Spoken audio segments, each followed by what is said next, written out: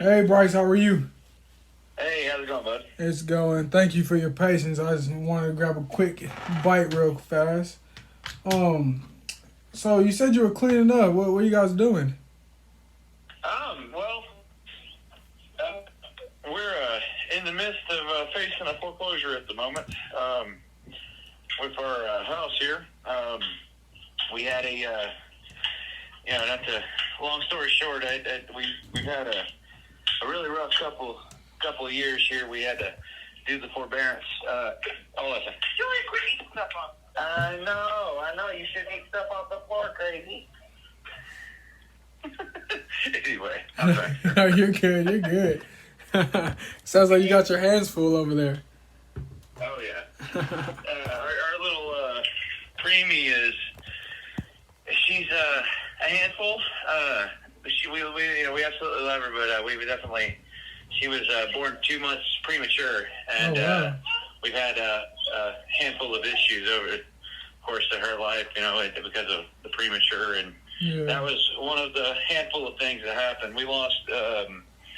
We had a bunch of rescue dogs that we ended up having some medical bills that caught up, and we had my wife that got COVID. I had COVID. My daughter had COVID. We were in and out of the hospital. I mean, so much ridiculousness happened in the past year and a half, 2 years, and Yeah. every single time that something happened, I had to take off extended period of time at work, and just take a financial setback, and next thing you know, here we are today. Yeah. I'm sorry about all So, that happening. I know that's a lot. yeah, the damnedest thing too. We had every when neither me or my wife are like not unsavvy per se with our affairs or anything like that, with our money or anything. But Yeah. the thing that really hit us hard is that we had to keep using with each emergency passing. I had to use more and more of my available credit, and Yeah. it's hard to keep things tacked up. We eventually had to pick a priority on on our bills. Exactly.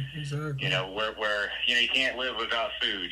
I can't work without my phone because I'm an Uber driver. I can't work without my car being paid for and insurance and stuff like that. So we had to prioritize certain bills over others, and but we hit a snag, in that situation, but we had a game plan. That's the thing. I had spoken to Penny Mac, who is my lender. Yeah. And they had said, hey, you've got a VA back loan, holler at the VA. They have options that might help. So I hollered at the VA, and my dad had pointed out the obviousness of the question that I should have asked, but we were recommended to listen to the VA, and the VA had given us some information that I took as gospel, and it ended up not being. Which it ultimately falls on my fault. I'm not blaming anybody. Because my dad pointed out to me that the lady that I spoke to was just another random lady who's probably reading from company prompts on the computer. She doesn't know one thing versus another. You need to talk to somebody who knows what they're talking about. Yeah. And it didn't dawn on me at the time. But we just kind of used that guy as a guideline for our plan. We were planning on catching everything up. Once we got situated and we caught everything up on the, we kind of divided our bills into three kind of categories of stuff we needed to live. Our house right there in the middle, because we can't live without shelter. And then the unsecured stuff. And so when we caught everything up and on the first category, we were about to be really aggressive with catching up the mortgage.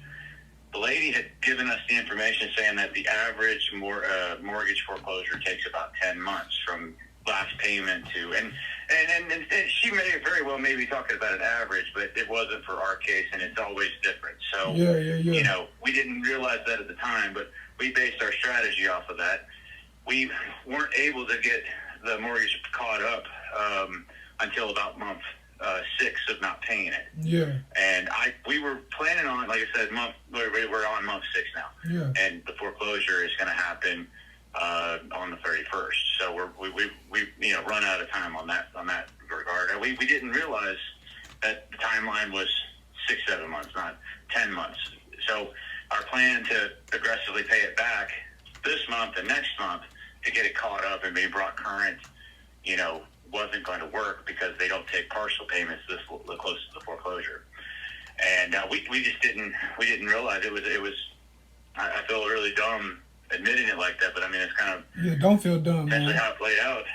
We were working with the information we were provided, but I took it at face value. I didn't investigate farther, and I constantly been kicking myself in the ass about it. Yeah, don't feel dumb. Don't kick yourself about it. It's one of those things. These people at our desk literally just read the information that's in front of them and give it to you. So you weren't in the wrong thinking that, because that's what you were told.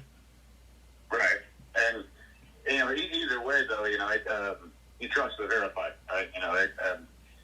So, and in this whole process, if my plan was to, I make a decent amount. I'm an Uber and Lyft driver. We were able to catch everything up and put all of our spending this month towards catching up the mortgage, and same with next month. We were behind. This January would have been payment number 6, if I recall correctly. We owed about like $7,200 at that point, and I was going to pay for this month and for next month, as well as the mortgage payments that were current. Yeah. And that's what I was planning on doing. That's what I was going to be able to do. But when I came to them with that idea, when the foreclosure, we got the letter, and to make matters even crazier, worse, our mail carrier, our route over here doesn't even have a regular or a mail carrier on it, so we didn't get our letter until much later than we should have, telling us that we were going to foreclosure. Yeah. We found out about this in the beginning of January here, rather than in the middle of December like they sent it to. I don't know why it took 3 weeks for us to get our letter, but good Lord, right? It's just a string of bad events after one after another. And usually they send out those letters well before, just a month in advance, so you have time to make decisions. Right, yeah. We got like 3 of them all at once in a week time period. Wow. Yeah, I mean, it is what it is. I mean, it's ultimately on us. It's our house, it's our situation and everything. So we have to figure out what's our next move. Yeah. We had folks. We had gotten all kinds of different letters from different investors wanting to make us offers. We've gotten different letters from attorneys wanting to represent us and different stuff like that. So we started looking at what's the right option. What do we do here? What's the thing that's going to help us out the most? And we did a process of elimination, and we going to try and do some type of we talked to Penny Mac and my lender, and they had said that they would be possibly willing to do a loan modification, which if they would, awesome. That stops the foreclosure. Yeah. We could sell that. Everything works out for us. Because me and my wife we're not sophisticated real estate investors by any chance. We didn't buy this home for a lifetime thing. This was meant to be something that we got something. We did a little bit of elbow grease, forced appreciation, and we take advantage of the tax incentive of a married couple being able to sell their house. Yeah. Capital gains tax free. Yeah. And we were planning on doing that, every couple of years, until we got to the point where we were happy with what we had. Exactly. And so when it came down to this one, right when COVID started, right before that, I had hurt my back. I worked at the post office, and that was the first string of events that happened. I had to be out of work because I couldn't work. I ended up. The doctor told me that I had to make a decision about my health, and meant that I had to take a serious incentive to lose weight and rethink my career as a mailman because of the constant twisting and lifting stuff was going to possibly, 6 months after healing, I might be right back in the same situation. Yeah. So that hit like a freight train, and me and my wife realized that we had to start losing weight, and we did. But I took that time off from work, got a little behind, then COVID hit, right? So I needed, right before COVID hit, I had started doing Uber and Lyft, and, I was making pretty decent money, but like the second everybody started getting scared is when nobody wanted to ride. Yeah. I went from making like 20, 25 an hour to making like 5 an hour. Yeah. And that wow. lasted for a good 9 months. Wow. You know, I had to tap into a lot of credit. We had to tap, because I've been diligently trying over the years to, you know, enhance my credit score and, get, like, I'd never missed any payments, you know, and I had a large amount of available credit. I'm thankful I did, but I'm also, it's like a double-edged sword, because it saved us at the time, you know, of not being able to do, because we weren't able to make any money from working. But at the same time, it came back and bite us in the ass as far as, you know, all that goes. You know, you just have high interest rates, and when you miss payments, you know, they go up even higher. And it's just been a mess, man. And that was, thankfully, the forbearance thing was, you know, available at the time. That helped us out, you know, get by, but we were still just barely bobbing. And then my wife got pregnant. She had preeclampsia. She was hospitalized for a month. Wow. My baby was born 2 months early. She was hospitalized. And then we all got COVID after a few months. Like, it's, my God, man. And each time I had to take time off, and the bills kept pushing back. And it's like, so, you know, we never intended to stay here for very long. We wanted to sell this place at the gate, you know. Yeah. We had every intention of doing that. And, you know, now we're at a very forced, you know, time period of what we can work with because of the foreclosure, rather than get to sell it on our terms, unless we can maybe explore options. You know, so it's kind of what we're at that phase at this point.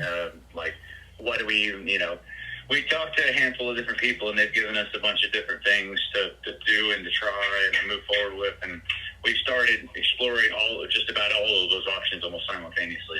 So, yeah, absolutely. Trying to widen that stuff and like something catches, right? Yeah. You know? Yeah. What do you, you said, did you already do the loan modification? No, not yet. We were going to wait on an attorney and talk to an attorney, but we didn't find one that we could afford. So when I talked to PennyMac, they said, don't make the loan modification your plan A, because we might say no.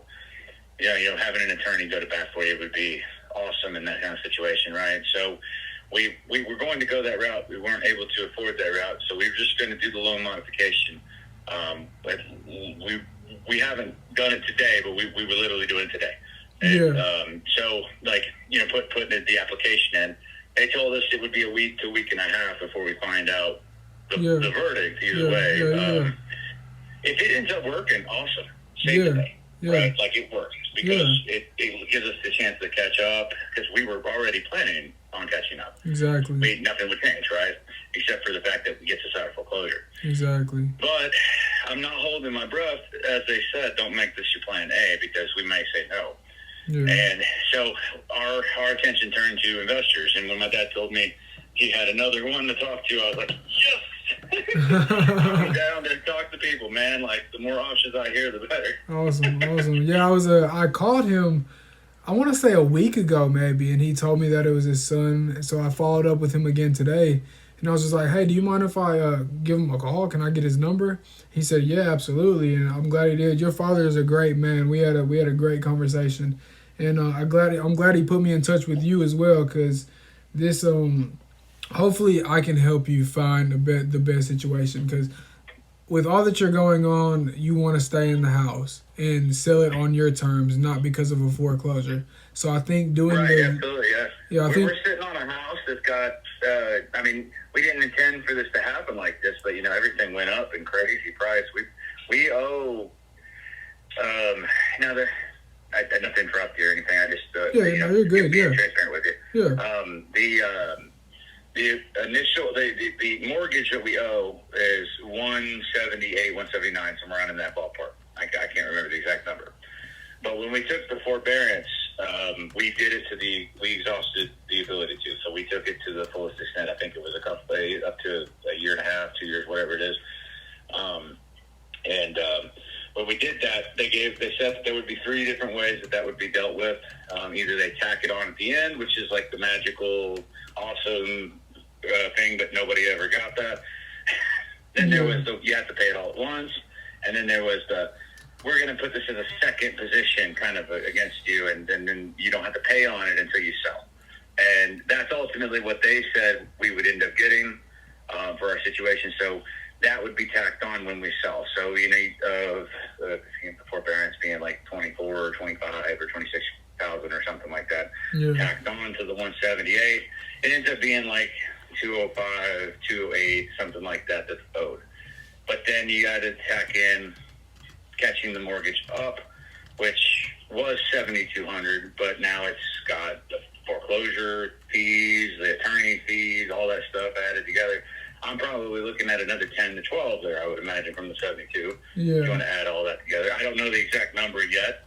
We're still working on getting that information, but I'm guessing, knowing attorneys, they're probably 3, 4, or 5 grand.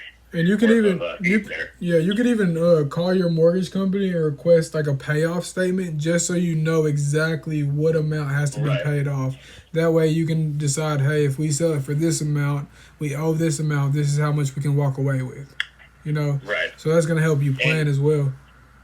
Right. Yeah. So that's definitely on the next step. We've been, like I said, we little by little trying to get this all done and doing so many things at once, simultaneously kind of though. So we're trying to get that we're working against the clock here. So we've been hammering it out and simultaneously getting our stuff ready, because I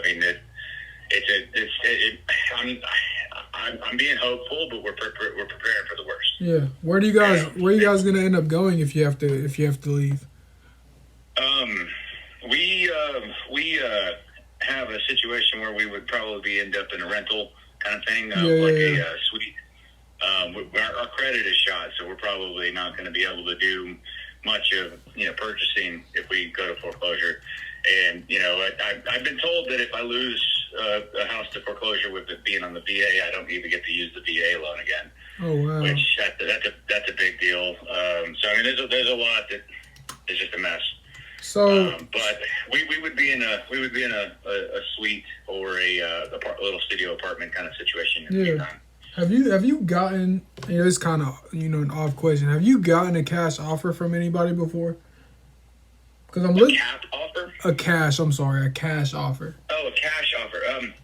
We've been approached by mostly by letter, or we had one investor that came to us and offered us not a cash offer, but more of a like them bail us out kind of thing, and share equity kind of thing, like split the equity, split the ownership. Yeah, and they catch us up kind of thing. That was one angle. There was one person that was saying, "Oh, we could sell your house for top dollar, even when it's in foreclosure." So we're waiting to hear back from people. Okay. I don't know what to expect yet. Me and my wife, like I said, we dabble with real estate, but neither one of us are really sophisticated at it. But I do know probably more than your average person about the topic. Absolutely. I figured we'd probably have to find somebody to do a subject to or a cash offer, or that's some type of situation like something like that. If it came down to it, I don't know what would be better in our situation specifically, but you definitely you definitely have more knowledge than the average person, because I was thinking, based off the numbers that you just told me and just a little research I did before we talked, I don't think a cash offer would make sense for you with this property. That's what they said too. The last people we talked to, they said that bailing us out and splitting profit would probably be the way to go. That's what they were offering essentially. I've heard, like I said, I've gotten 2 letters that said, "Hey, we can do cash offer, we could do this," and it's like I have no idea what to expect with each individual person. Kind of deal. And they just send those letters out in hopes that somebody responds and they can have the conversation. Just based off the numbers that you told me, I don't think a cash offer would make sense for you. I think a subject to transaction, as you said, would make the most sense, because with the numbers that I see in front of me, I couldn't pay enough to you that'll allow you to move on. But say if I did it subject to, then maybe I could put a little bit in your pocket for you to walk away with, just so you don't have to come to the closing table and pay to move, Right. I think subject to is the best option. Give me 1 second. I was looking at 2 properties near you. And hold on, before we talk about that, Is your house renovated? Because I'm looking at the pictures and it looks renovated. Hold on one second. Repeat that one more time. You were coming in broken, bud. Oh, I'm sorry. Is your house renovated? We bought it from a fella who had recently fixed it up. So, like, he had bought a lesser quality house, did a whole bunch of different stuff to it, as in they added a new roof, they put a new AC unit, they put new windows. That all was new when we bought it as of about 3 or 4 years ago. So it was renovated before we bought it.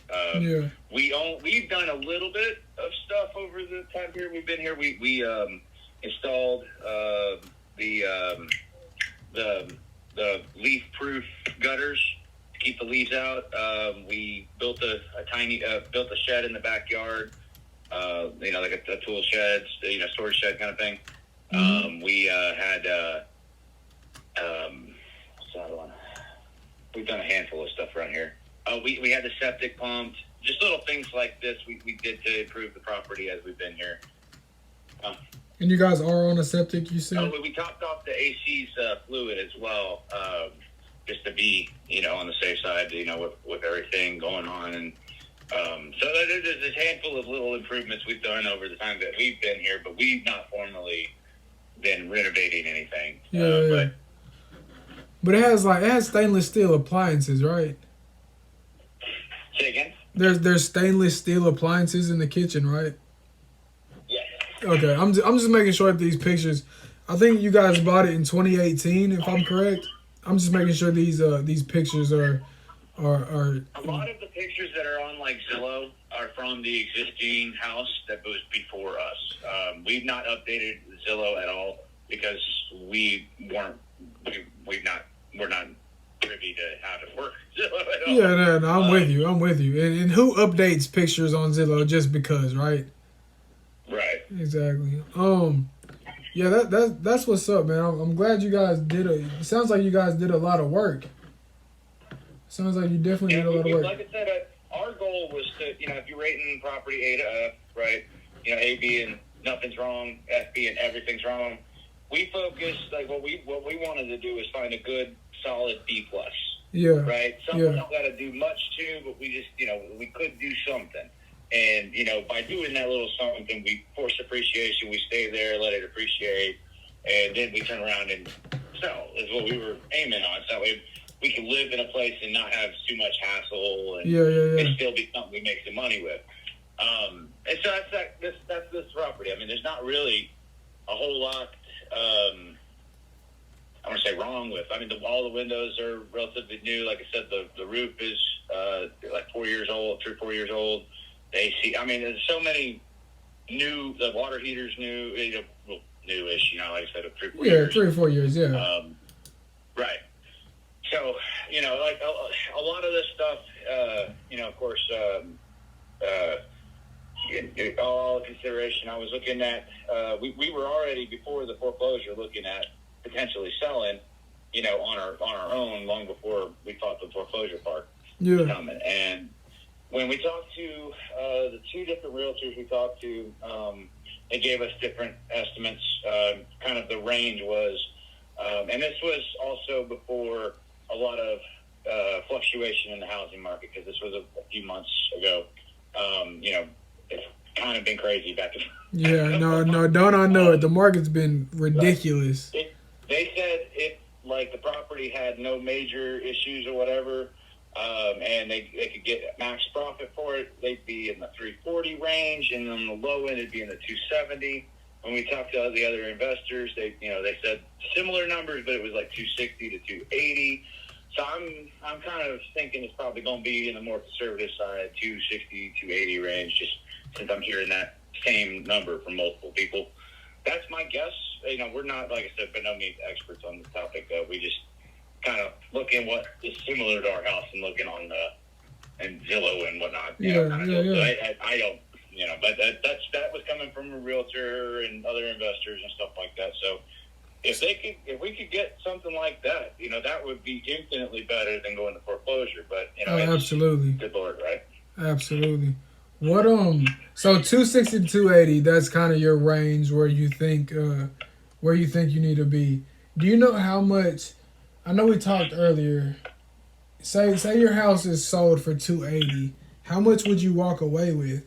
I'm looking at here, let me do a little math real quick. So that's 200, 206, 216. So you're looking about 230 is owed. And it's looking like the asking price is 260, 280. Does that sound about right? Well, about 178 from the original mortgage, be 24, 26, whatever it is for the forbearance. Probably 10 to 12 to catch it current. I don't know the exact number there, but probably 8 to 12, somewhere around in that range. And then if so about we can do it without a realtor, that'd save another 6%. But of course, realtor fees and closing costs all have to factor in. Yeah, but see, if so you're probably pretty accurate. I was going to say 220, 224, 225, something like that. That's pretty close. I mean, the good thing with me is there's no realtor commissions. You won't have to worry about closing costs. We'll take care of those. So you can kind of put those on the back burner and not factor those in. Even with subject to, I could catch up the payments with 7,200 plus that 10,000 owed. So probably about 30,000. I'll catch up the loan, and then if you sold it for cash, you would profit maybe 40K. Okay. All right. Are you open to subject to, or you're open to whatever puts the most money in your pocket? Yeah, for the most part. I know we're working against the clock. I know we have some equity here. I know we have some, but I'm at this point. Yeah, we got to work with what we can work with, what's available, who we can talk to, all that kind of stuff like that. So just kind of weighing out the options. And like you said, whichever one pays better and can get us out of foreclosure, that's kind of what we're the sweet spot there. I was also asking about subject to because you said that your credit is shot. Hold on a second, sir. What'd she do? Our little one was playing and tripped over her toy. Oh no. No problem, man. You're all good. You're a father first, so always do your fatherly duties first. But what was I saying? We're talking about subject to. Yeah, subject to. We're open-minded to whatever. Yeah, the reason why. Makes it the most amount of money. Yeah, the reason why I brought up subject to is because you mentioned that your credit is shot. Doing subject to will allow us to basically repair your credit for you, right? Because the loan still remains in your name, so it's showing like your loan is being paid each month, so that will help your credit out. Does that make sense? Yeah. Whereas if you just paid it all off, then it really wouldn't change your credit at all. Right. Yeah. So. Well, if y'all were to do that, how long would y'all be sitting on the place in that regard? I didn't assume you guys would be sitting on it very long. And if y'all were wanting to make a flip on it, kind of deal, how long would you? It really just depends. If we went to flip it, just however long it takes to flip it. If we decided to hold it, then we could put an agreement like, hey, you don't want to be the note holder for any time after 5 years, right? And we would refinance your name out of it, so it would just be in our name. We could even do that after 2 years. It really just depends on how we work it out. Are you asking because you might want to get another loan? Is that it? Oh, I'm asking because I've never heard that approach before. Okay. I know of subject to. Yeah. I'm friends with people that do it, but I've never myself done it. Yeah. That makes sense. Yeah, it really just depends on what you want, what you feel comfortable with. I've had people where they're like, well, I really don't care. So it can be in it until it gets paid off. It really just what makes you feel comfortable. Right. So that's really it. I think that'll be the best for you. What I'm gonna do is, well, hold on. What is your mortgage interest percentage? We have a very low interest rate compared to what today. Like if we did we even attempted to try to do a refinance to get out of this ordeal a while back, but because I'm an Uber driver and not a W-2, it didn't end up working out for us. But that said, it was 3.6, 3.5, something like that, baby. Right, something like that. Yeah. That's a good interest rate right there. Absolutely. Yeah. compared to what you can get now, it's a very good interest rate.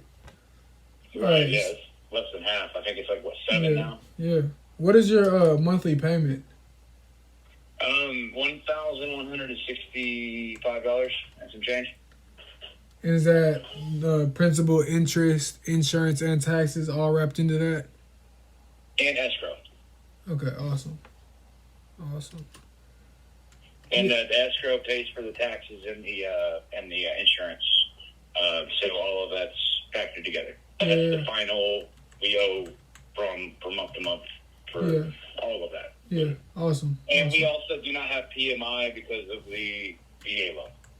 Okay. Awesome. Do you is there a HOA? No HOA. Okay. Thankfully. I know, right? Just to pay to stay in the neighborhood. If you guys aren't maintaining my grass and my bushes, what am I paying an HOA for? Right. Yeah. Like I didn't want to move into a place with another government on top of the government. Exactly. And like, if you're not doing anything, where does that money go? Who gets it?